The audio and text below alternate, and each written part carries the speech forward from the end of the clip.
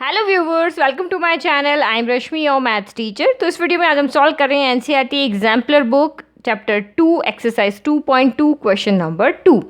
Are the following statements true और false, justify your answer. तो आपको ये बताना है कि जो भी स्टेटमेंट यहाँ दिए हुए हैं वो ट्रू है या फॉल्स है, और उसका आपको रीज़न भी बताना है। अगर ट्रू है तो क्यों है, और फॉल्स है तो क्यों है। तो देखो यहाँ फर्स्ट पार्ट है, if the zeros of a quadratic polynomial ax² plus bx plus c are both positive. यानी ये आपकी क्या है, क्वाड्रेटिक इक्वेशन है, और क्वाड्रेटिक इक्वेशन के जीरोस हम कैसे फाइंड करते हैं, उसको इक्वल, किसी भी इक्वेशन को, जैसे कि हमने इसको इक्वल लेंगे, px इक्वल टू 0 लेंगे और इसके रूट्स फाइंड करेंगे। जो आप रूट्स फाइंड करोगे यानी x की वो वैल्यू जो इसको सेटिस्फाई कर रही हो, इसमें पुट करने पर इक्वल 0 आती है, वो उसके जीरोस होते हैं। तो आपको यहाँ पे क्या कहा है कि जो दो जीरोस आएंगे, इसमें x की मैक्सिमम डिग्री 2 है, क्वाड्रेटिक इक्वेशन के दो जीरोस आएंगे और दोनों ही जीरोस आपके पॉजिटिव है। तो लेट हम यहाँ पे जब भी क्वाड्रेटिक इक्वेशन के जीरोस लेते हैं, एक को अल्फा से डिनोट करते हैं, दूसरे को बीटा से डिनोट करते हैं। तो अल्फा बीटा यहाँ पे दोनों क्या है, पॉजिटिव है। Then A B and C all have the same sign. तो आपको ये बताना है कि अगर इस तरह की कोई क्वाड्रेटिक इक्वेशन है जिसके दोनों जीरोस पॉजिटिव है, तो आपको ए बी सी यानी एक्स स्क्वायर का कोफिशिएंट ए, एक्स का कोफिशिएंट बी और ये कांस्टेंट, ये इनके साइन आपको बताने क्या ये तीनों सेम साइन के होंगे या डिफरेंट साइन के होंगे। तो इस तरह का क्वेश्चन आपको जब भी देखना है तो हम यहाँ पे जो क्वाड्रेटिक इक्वेशन का एक और फॉर्मूला है कि इनके सम ऑफ जीरोस और प्रोडक्ट ऑफ जीरोस हमें फाइंड करने का फॉर्मूला होता है, उसके अकॉर्डिंग हम साइन यहाँ पे देख के बताएंगे। तो आप देखो यहाँ पे गिवन क्वाड्रेटिक पॉलिनोमियल हमारी ये ax² plus bx plus c और लेट अल्फा एंड बीटा इसके रूट्स हैं। तो अब हमें यहाँ पे रिलेशन ये पता है कि सम ऑफ जो जीरोस होता है वो -b/a होता है, प्रोडक्ट ऑफ जीरोस आपका c/a होता है। तो आपको जब भी साइन के लिए देखना है तो आप इन्हीं की हेल्प से इजीली उसको शो कर सकते हो। अब आप यहाँ पे देखो, आपको क्या कहा कि अल्फा और बीटा दोनों पॉजिटिव है। पॉजिटिव यानी कि अल्फा जो भी है वो अल्फा की वैल्यू 0 से बड़ी है, पॉजिटिव है मतलब 0 से बड़ी 1 2 3 4 5 6 इस तरह से हो सकती है, और बीटा भी ग्रेटर देन 0 है, पॉजिटिव वैल्यू है इसलिए। अब आप यहाँ पे रिलेशन इसके अंदर देखो, ये आपको अल्फा की वैल्यू भी पॉजिटिव रखनी है, बीटा की वैल्यू भी पॉजिटिव रखनी है। दोनों को अगर आप सम करते हो तो पॉजिटिव वैल्यू आएगी। लेट कि मैं अल्फा 1 ले लूँ, बीटा में 5 ले लूँ, तो 5 + 1 मेरा यहाँ पे कितना आ गया, 6 आ गया, लेफ्ट में 6 आ गया। बट यहाँ पे जो आइडेंटिटी के अकॉर्डिंग यहाँ पे माइनस है, तो माइनस है, इसका मतलब मुझे इस माइनस को प्लस बनाना पड़ेगा तभी इसकी इक्वल आएगी। तो इस माइनस को प्लस बनाने का एक ही तरीका है कि मुझे बताया कि माइनस इंटू माइनस क्या हो जाता है, प्लस होता है, माइनस माइनस क्या होता है, प्लस होता है। तो या तो मेरा b नेगेटिव हो या फिर मेरा a नेगेटिव, इन दोनों में से कोई भी एक वैल्यू अगर नेगेटिव होगी तभी ये नेगेटिव आपको पॉजिटिव होगा और ये वैल्यू आएगी। लेट कि b मेरा यहाँ पे जैसे ये माइनस फॉर्मूला हो गया, b मेरा यहाँ पे -6 है, a मेरा यहाँ पे 1 है, तो ये माइनस से माइनस आपका प्लस हो गया। अब 6 = 6 हो गया, चाहे a नेगेटिव हो चाहे b नेगेटिव, एक नेगेटिव यहाँ पे और होना चाहिए जिससे यहाँ पे क्या हो जाए कि लेफ्ट इक्वल टू यहाँ पे राइट आ जाए। तो अब हम यहाँ पे इसको लिखेंगे कैसे कि अल्फा और बीटा बोथ यहाँ पे पॉजिटिव है और हम आइडेंटिटी के अकॉर्डिंग देख रहे तो यहाँ पे b और a, यहाँ पे जो b/a है वो नेगेटिव है, ये दोनों वैल्यू आपकी पॉजिटिव आ रही है और ये वैल्यू यहाँ पे जो राइट में है वो नेगेटिव है, एंड b/a इज नेगेटिव। तो इसका मतलब क्या हो गया, अगर b/a नेगेटिव है इसका मतलब या तो b या फिर a, दोनों में से कोई एक नेगेटिव है, तभी वो नेगेटिव मिलके यहाँ पे पॉजिटिव होगा।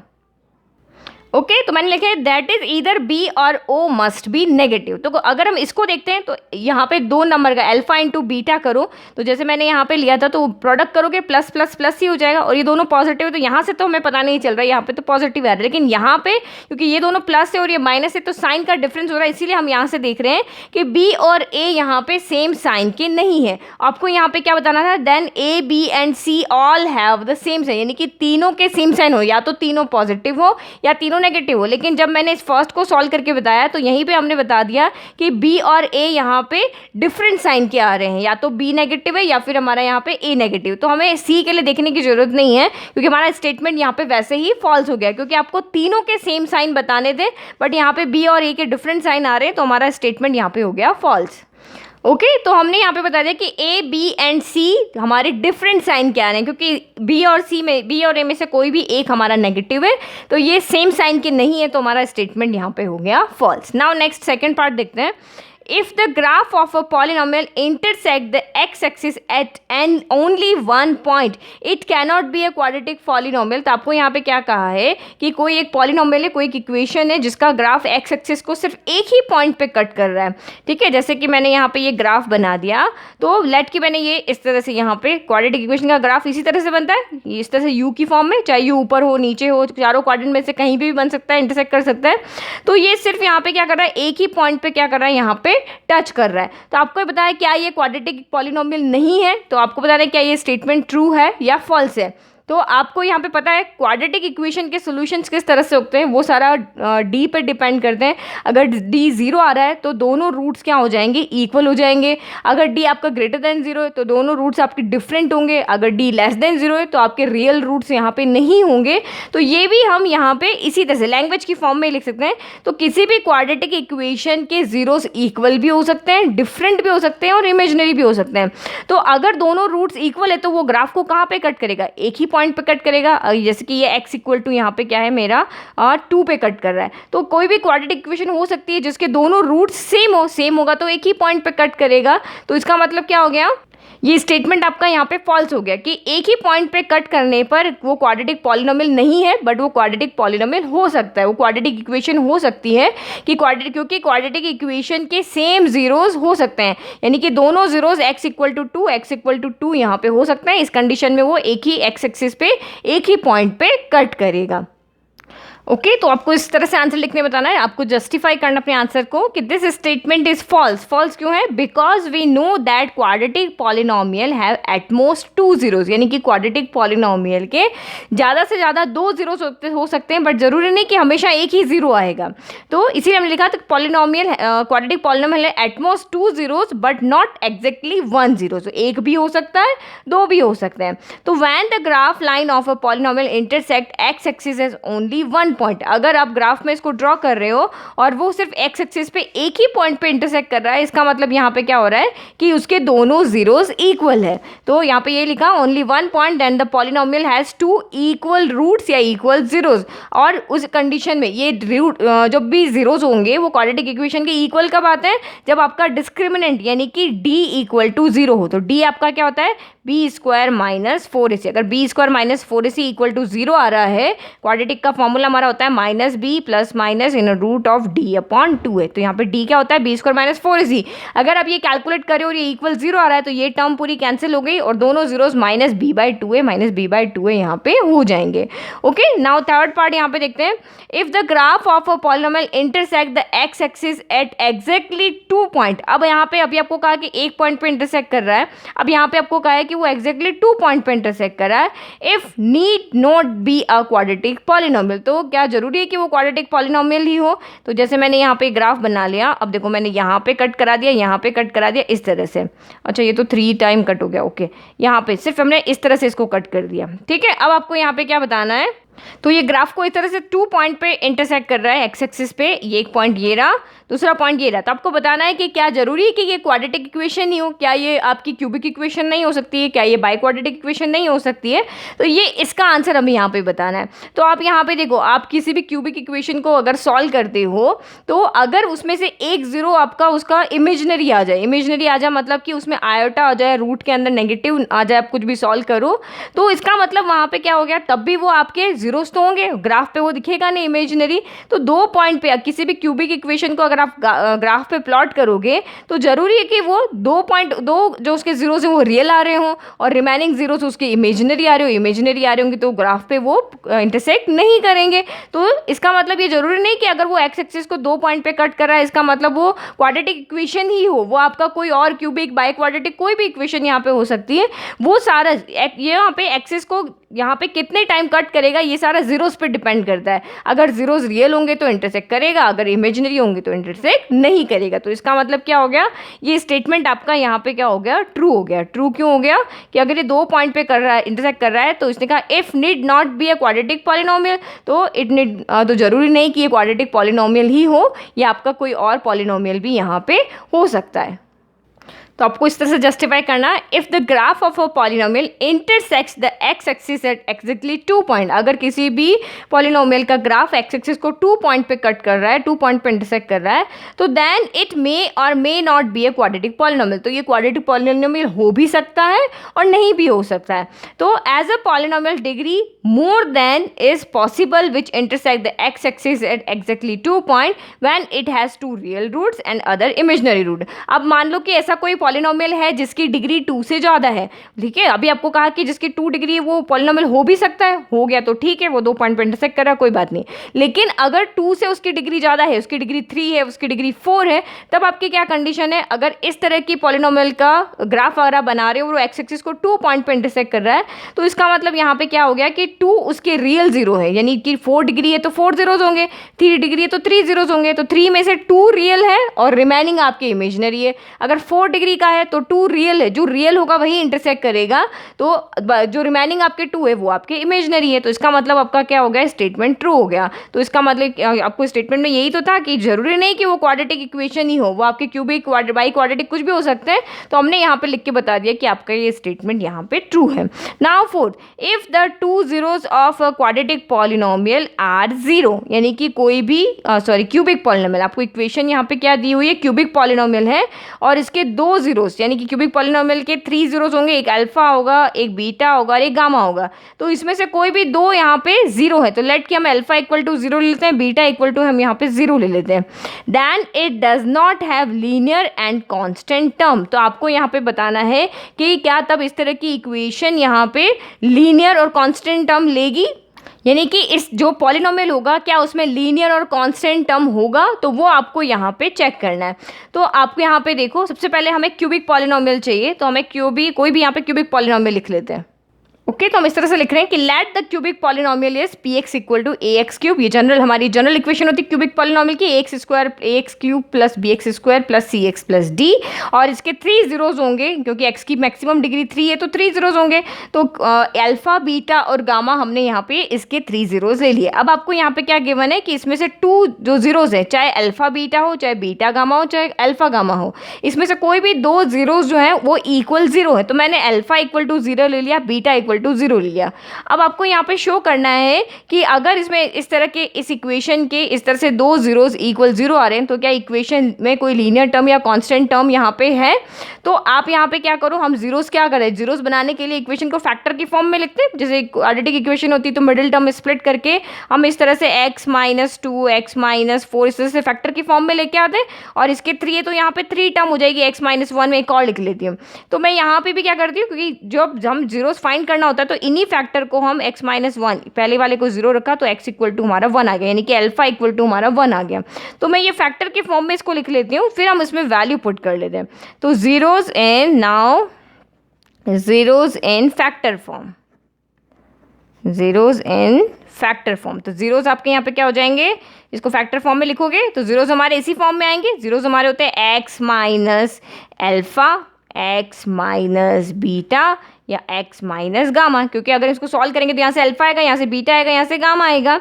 तो अगर अब यहाँ पे क्या करो, क्योंकि हमारा अल्फा 0 बीटा 0 है तो ये फैक्टर फॉर्म में होता है, हम इसको क्यूबिक इक्वेशन में हिट एंड ट्रायल मेथड लगा के फिर डिवाइड करके फिर मिडिल टर्म स्प्लिट करके हम फैक्टर बनाते हैं इस तरह से। तो जितने उसके डिग्री होगी उतने उसके फैक्टर होंगे। तो यहाँ 3 डिग्री तो 3 फैक्टर हो गए। अब मैंने अल्फा 0 लिया, बीटा 0 लिया, मैंने वैल्यू पुट कर लिया, x - 0, बीटा की जगह भी मैंने 0 रख दिया, x - 0 x माइनस गामा। अगर आप इसको सॉल्व करोगे तो आपकी क्वाड्रेटिक इक्वेशन मिल जाएगी। जब आप यहाँ पे इस तरह से फैक्टर बनाते हो, उन फैक्टर को आप फिर से ब्रैकेट ओपन करके मल्टीप्लाई करोगे तो आपको फिर से ये इक्वेशन मिल जाती है। अब इसको सॉल्व करो, x - 0 x हो गया, अगेन x - 0 आपका यहाँ x हो गया, और ये आपका x माइनस अल्फा हो गया। तो x इंटू एक्स आपका x स्क्वायर हो गया, और ये x माइनस अल्फा हो गया। अब x square into x multiply कर दो तो ये x क्यूब हो गया, x स्क्वायर इंटू गामा तो ये x स्क्वायर गामा हो गया। तो अगर आप इस इक्वेशन में देखो तो यहाँ पे 3 डिग्री की इक्वेशन है, 2 डिग्री की इक्वेशन है, बट यहाँ पे लीनियर टर्म और कांस्टेंट टर्म यहाँ पे नहीं है। तो it does not have linear and constant term. तो लीनियर टर्म यहाँ पे क्या होती, लीनियर टर्म यानी कि यहाँ पे कोई x के मल्टीप्लाई में जैसे प्लस 2x होता, या कांस्टेंट टर्म यानी कि +5 होता। अगर इस तरह से यहाँ पे टर्म आती कि +2x +5 तो लीनियर टर्म भी है और कांस्टेंट टर्म भी है, बट यहाँ पे हमारी इस तरह की कोई टर्म नहीं आ रही है। इसका मतलब आपका यहाँ पे क्या हो गया, हमारा ये स्टेटमेंट ट्रू है, क्योंकि इसने कहा कि क्या यहाँ पे इस तरह से अगर आप अल्फा जीरो और बीटा जीरो यानी कि कोई भी दो जीरोस उसके जीरो हैं तो यहाँ पे कोई भी लीनियर टर्म और कांस्टेंट टर्म नहीं होगी। तो हमने जस्टिफाई करके बता दिया कि हाँ हमने इसको सॉल्व करके देखा बट यहाँ पे कोई भी लीनियर टर्म भी नहीं है और कांस्टेंट टर्म भी नहीं है। तो इसका मतलब ये क्या हो गया, ये हमारा स्टेटमेंट ट्रू है। ओके, तो सो the given statement is true. Now fourth हो गया, उसके बाद हम यहाँ पे देखते हैं fifth one. Fifth one is this one. If all the zeros of a cubic polynomial are negative, अगर कोई भी क्यूबिक पॉलिनोमियल है, जैसे हमने यहाँ पे लिखा इस तरह से आपका क्यूबिक पॉलिनोमियल है और इसके सारे जीरोस हैं। इफ़ ऑल द जीरोस आपके तीन ही होंगे, अल्फा बीटा गामा, तो तीनों जैसे यहाँ पे जीरो लिए, ये तीनों यहाँ पे क्या है, नेगेटिव है। आपको यहाँ पे क्या है, तीनों नेगेटिव है, यानी कि वैल्यू -1 -2 -3 इस तरह से नेगेटिव में वैल्यू है। Then all the coefficient and the constant term of the polynomial have the same sign. तब आपको यहाँ पे क्या बताना है, तो अभी देखो ये क्यूबिक पॉलिनोमियल है, इसमें इसके ये आपके यहाँ पे टर्म कौन सी है, इसके ये आपके कोफिशिएंट कौन से, कोफिशिएंट आपके यहाँ पे है ए बी सी और डी, यहाँ पे कांस्टेंट टर्म है। तो आपको यहाँ पे बताना है कि अगर अल्फा बीटा गामा तीनों नेगेटिव हो जाते हैं, तीनों की वैल्यू अगर आप इसको सॉल्व करोगे और अल्फा बीटा गामा आपकी नेगेटिव वैल्यू आ रही है, तो आपको ये बताना है कि क्या ए बी सी डी तीनों ही चारों ही सेम साइन के होंगे, यानी कि कॉफिशिएंट ए बी सी तो क्या है, कॉफिशिएंट है, ये एक्स क्यूब का कॉफिशिएंट है, एक्स स्क्वायर का कॉफिशिएंट है, ये सी का एक्स का कॉफिशिएंट है और ये कांस्टेंट टर्म है। तो आपको यहाँ बताना है कि अगर तीनों जीरोस अगर नेगेटिव है तो क्या ये तीनों कांस्टेंट टर्म, तीनों कॉफिशिएंट और ये कांस्टेंट टर्म क्या ये भी सेम साइन की होगी। सेम साइन मतलब या तो ये चारों पॉजिटिव होगी या ये चारों यहाँ पे क्या होगी, नेगेटिव होगी। तो अब इसको हम सॉल्व करके देखते हैं। ओके, तो लेट पी एक्स, हमने एक जनरल इक्वेशन लिख ली क्यूबिक की, A X cube plus B X square plus C X plus D, और लेट अल्फा बीटा गामा, क्योंकि डिग्री 3 है तो 3 जीरोस होंगे, तो हमने एक अल्फा ले लिया, दूसरा बीटा ले लिया, तीसरा गामा ले लिया। अब आपको यहाँ पे दिया हुआ है कि given all the zeros are negative, तीनों ही यहाँ पे नेगेटिव, यानी कि अल्फा भी आपका लेस देन जीरो है, बीटा भी आपका लेस देन जीरो है और गामा भी आपका लेस देन जीरो है। लेस देन जीरो मतलब कि -1 -2 -3 -4 इस तरह से वैल्यू यहाँ पे आ सकती है। तब आपको यहाँ पे शो करना है कि A B C and D चारों ही आपके सेम साइन के, चाहे तो चारों पॉजिटिव हो या चारों नेगेटिव हो। तो जैसे अभी हमने यहाँ पे क्वेश्चन 1 में किया था कि जब भी आपको साइन देखना है तो आप इन्हीं फॉर्मूलाज का यूज करो, यानी कि sum of zeros product of zeros. तो यहाँ पे भी इसी तरह से हमारे पास क्यूबिक इक्वेशन के लिए भी 3 इस तरह से होते हैं। तो पहला हमारा यहाँ पे है सम ऑफ जीरोस, यानी कि alpha plus beta plus gamma, जो कि हमारा होता है -b/a यहाँ पे होता है। ओके, तो अब आप यहाँ पे देखो तीनों ही आपके यहाँ पे क्या है, नेगेटिव आएंगे। अगर मैं अल्फा की जगह, इसको आप एग्जांपल से समझ लो कि अगर मैंने अल्फा भी नेगेटिव ले लिया, जैसे कि मैं यहाँ देखती हूँ, तो मैं यहाँ पे अल्फा को ले लेती हूँ, लेट की अल्फा इक्वल टू मेरा -1 है, सिंपल ऐसे ही मैं आइडिया से -2 ले लिया और गामा इक्वल टू -3 लिया, मैंने समझाने के लिए। तो अब आप यहाँ पे देखो, ये मैंने यहाँ पे रखा -1 प्लस -2 प्लस -3 ले लिया।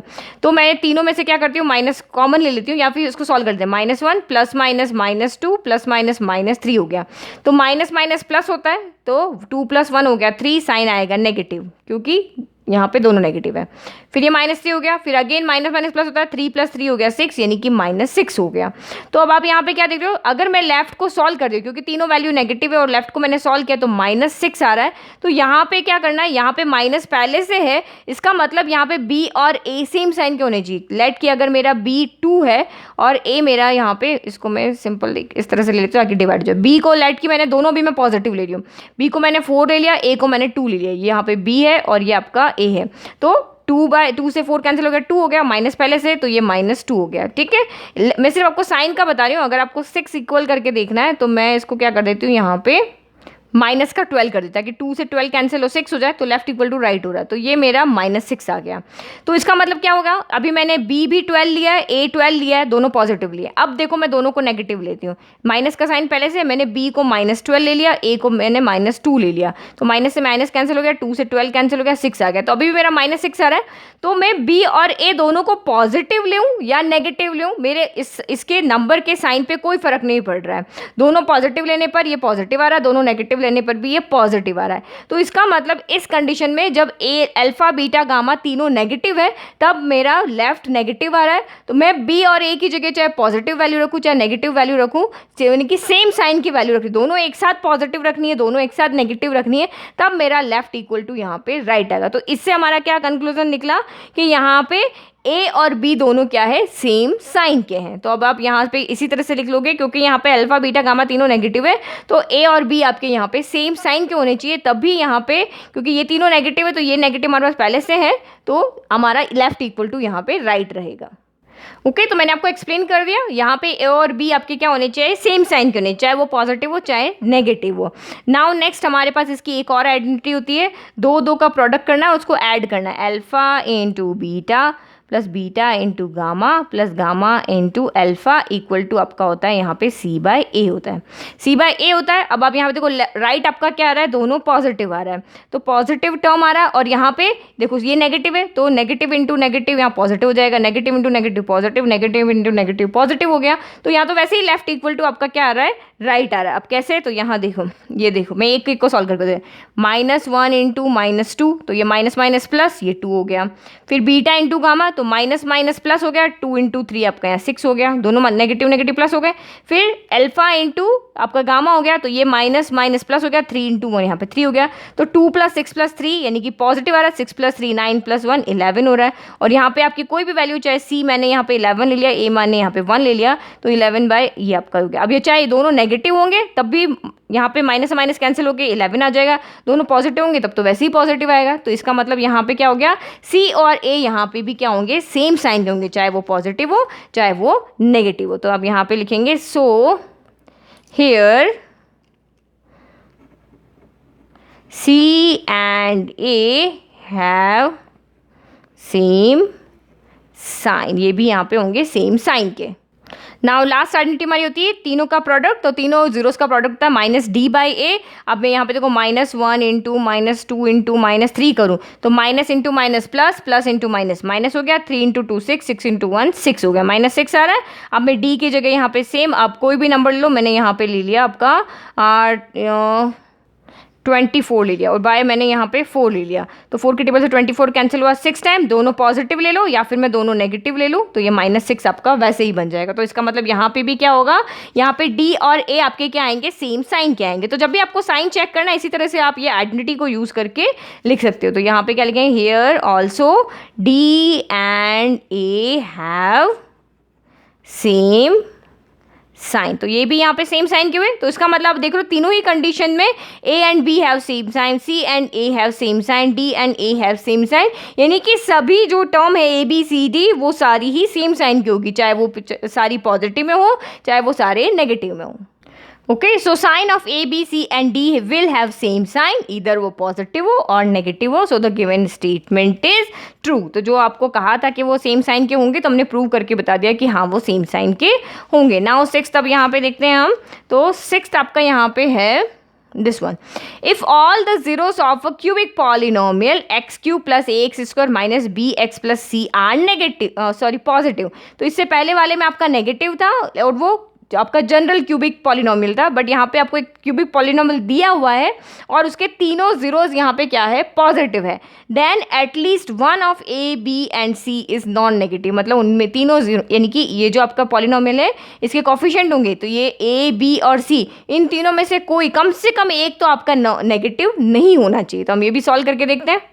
तो गिवन px = x³ + ax², ये तो हमें क्वेश्चन में गिवन था, हमने वहाँ से नोट कर लिया, और सारे जीरोस पॉजिटिव हैं, तो हमने लिख लिया कि लेट अल्फा बीटा गामा इसके जीरोस हैं, सारे पॉजिटिव है, यानी कि अल्फा > 0 है, बीटा > 0 और गामा > 0। तब हमें यहाँ पे बताना है कि इन ए बी सी में से कम एक तो नॉन नेगेटिव हो, यानी कि कम से कम एक यहाँ पे क्या होना चाहिए, पॉजिटिव होना चाहिए। तो सेम जैसे हमने पहले क्वेश्चन में किया था, यहीं से इसी तरह से आप यहाँ पे इन्हीं रेशियो को लेकर के और यहाँ पे आइडिया लगाओगे कि साइन कौन सा होगा, लेफ्ट इक्वल टू जो राइट होगा उसके अकॉर्डिंग हम देखते हैं साइन कौन सा होगा।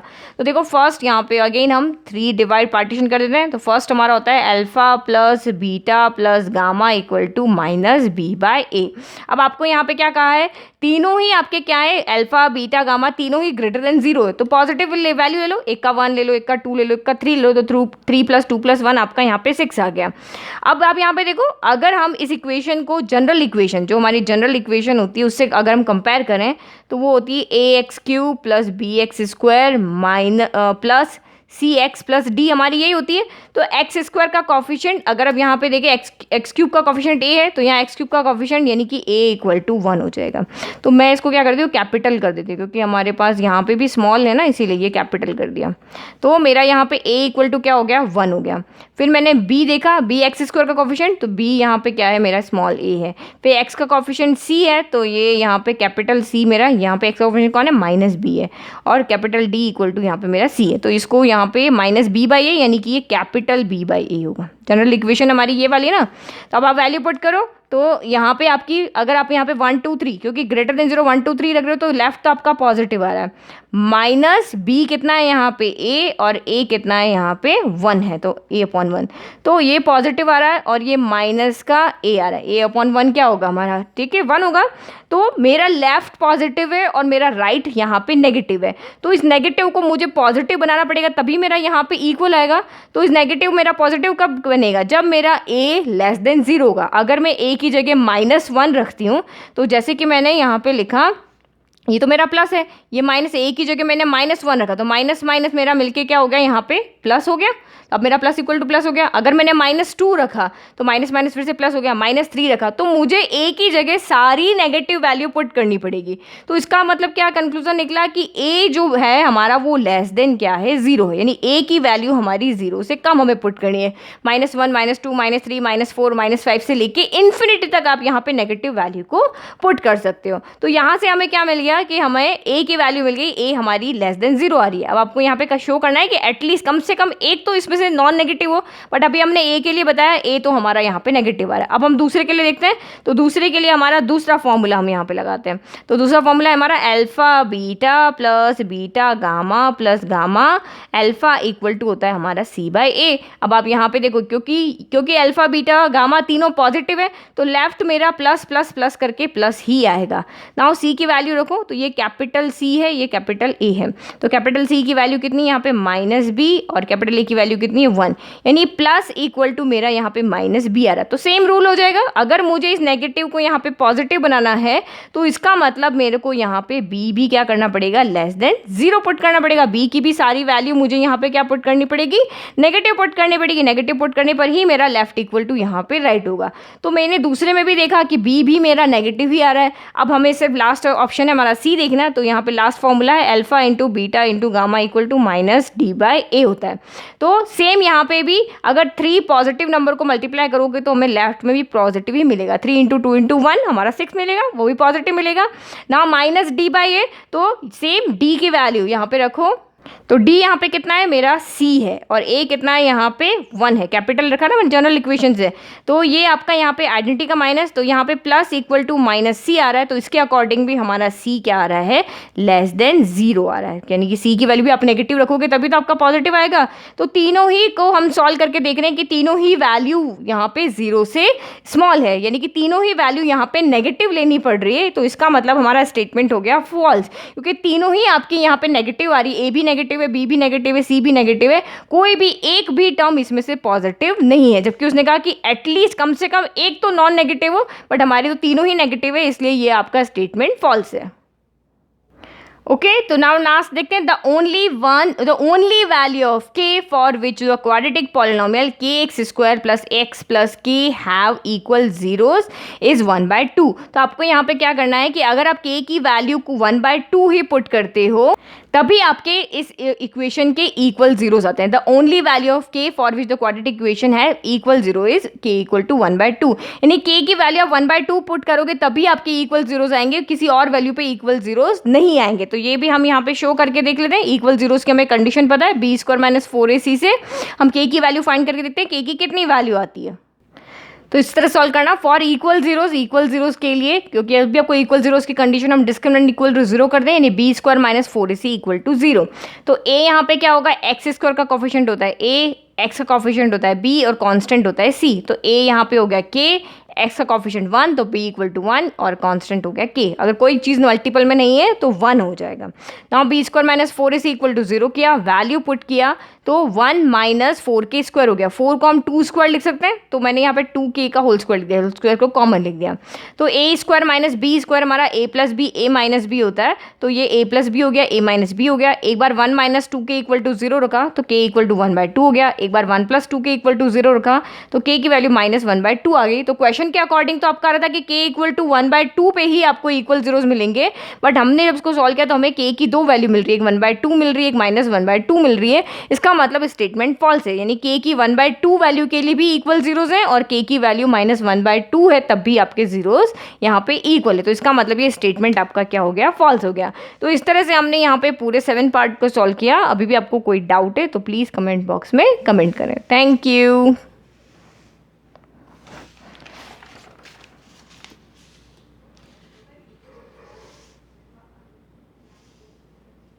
अब आप इसको स्क्रीनशॉट लेके और नोट डाउन कर सकते हो।